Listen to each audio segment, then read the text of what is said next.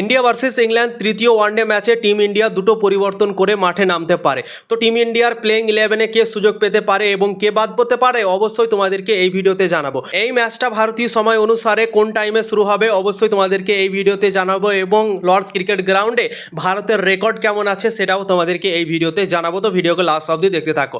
ভারত আর ইংল্যান্ডের মধ্যে দুটো ম্যাচ এখন পর্যন্ত হয়েছে, একটা ইংল্যান্ড জিতেছে, একটা ভারত জিতেছে এবং দুটো দলের জন্যই কিন্তু 19 তারিখে যে তৃতীয় ওয়ানডে ম্যাচ হতে চলেছে সেই ম্যাচটা কিন্তু ইম্পর্টেন্ট।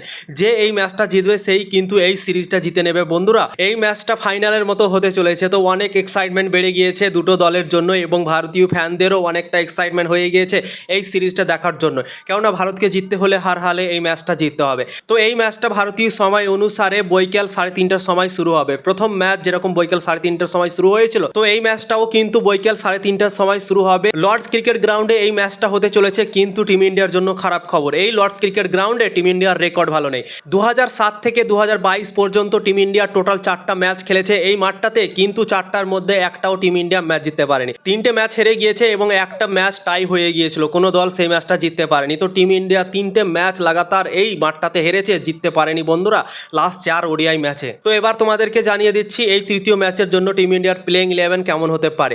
1 নম্বরে হচ্ছে শুভমান গিল, 2 নম্বরে হচ্ছে রোহিত শর্মা, এই দুজন ভারতীয় দল থেকে ওপেন করবে। 3 নম্বরে বিরাট কোহলি খেলবে, আমাদের বিরাট কোহলি, কিং কোহলি। এর আগের ম্যাচে অসাধারণ ফর্ম দেখালো, 65 রান করলো 66 বলে এবং শুরুর দিকে অ্যাটাকিং ক্রিকেট খেললো, তোমরা তো নিজেই দেখতে পেলে। ইনটেনটা দেখেই মজা লেগেছিল বিরাট কোহলির বন্ধুরা। আগিয়ে যে ছক্কাটা মেরেছিল না লেগ সাইডে, সত্যি দেখার মতো ছিল। তো আমাদের কিং কোহলি ফর্মে ফিরে গিয়েছে, তো অনেকটা এক্সাইটমেন্ট বেড়ে গিয়েছে, তার জন্যই আমরা বিরাট কোহলির সেঞ্চুরির অপেক্ষায় আছি এখন বন্ধুরা। তো তৃতীয় ওয়ানডে ম্যাচে হয়তো বিরাট কোহলি বড় কিছু করতে পারে এবং সেঞ্চুরি হয়তো আসতে পারে বন্ধুরা, সম্ভাবনা আছে। তো 3 নম্বরে বিরাট কোহলি, 4 নম্বরে শ্রেয়াস আয়ার খেলবে। শ্রেয়াস আয়ারকে এর আগের ম্যাচটাতে 5 নম্বরে পাঠিয়ে দিয়েছিল, ঈশান কিষানকে 4 নম্বরে দিয়েছিল। তো আমার মনে হয় পরিবর্তন করার কোনো দরকার নেই, শ্রেয়াস আয়ারের রেকর্ড ভালো আছে 4 নম্বরে ব্যাটিং করে ওয়ানডে ক্রিকেট। তো আমার মনে হয় তাকে 4 নম্বরেই খেলানো উচিত এবং ব্যাটিং করানো উচিত বন্ধুরা। তো 4 নম্বরে শ্রেয়াস আয়ার, 5 নম্বরে ওয়াশিংটন সুন্দরকে খেলানো হচ্ছিল প্রথম দুটো ম্যাচে, কিন্তু ওয়াশিংটন সুন্দর তৃতীয় ম্যাচের জন্য অ্যাভেলেবল নেই, তাকে চোট লেগে গিয়েছে এবং চোটের জন্য তৃতীয় ম্যাচ থেকে সে রুলড আউট হয়ে গিয়েছে, তো সে খেলবে না বন্ধুরা। তো আমার মনে হয় আকসার প্যাটেলকে 5 নম্বরে জায়গাটা দিতে পারে ভারতীয় দল এবং তাকে ব্যাটিং করাতে পারে 5 নম্বরে। 6 নম্বরে কেএল রাহুল সুযোগ পেতে পারে। কেএল রাহুল এর আগের ম্যাচটাতে খেলেনি বন্ধুরা, তার হালকা শরীর খারাপ ছিল, তাই জন্যই সেই ম্যাচটাতে সে রেস্ট নিয়েছিল।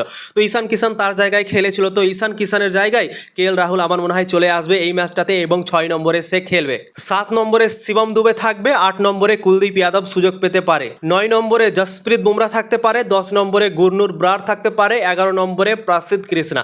তো এই প্লেইং 11 নিয়ে টিম ইন্ডিয়া মাঠে নামতে পারে তৃতীয় ওয়ানডে ম্যাচে ইংল্যান্ডের বিপক্ষে। যে দুটো পরিবর্তন তোমাদেরকে জানালাম, কেএল রাহুল চলে আসতে পারে ঈশান কিষানের জায়গায় এবং ওয়াশিংটন সুন্দরের জায়গায় কুলদীপ যাদব চলে আসতে পারে বন্ধুরা। তো এই দুটোই পরিবর্তন টিম ইন্ডিয়ার দলে হতে পারে তৃতীয় ওয়ানডে ম্যাচের জন্য। তো এই প্লেইং 11টা তোমাদের কেমন লাগলো অবশ্যই কমেন্ট করে জানাতে পারো। ইনফরমেশন যদি ভালো লেগে থাকে অবশ্যই লাইক শেয়ার করে সবাইকে জানার সুযোগ করে দেবে।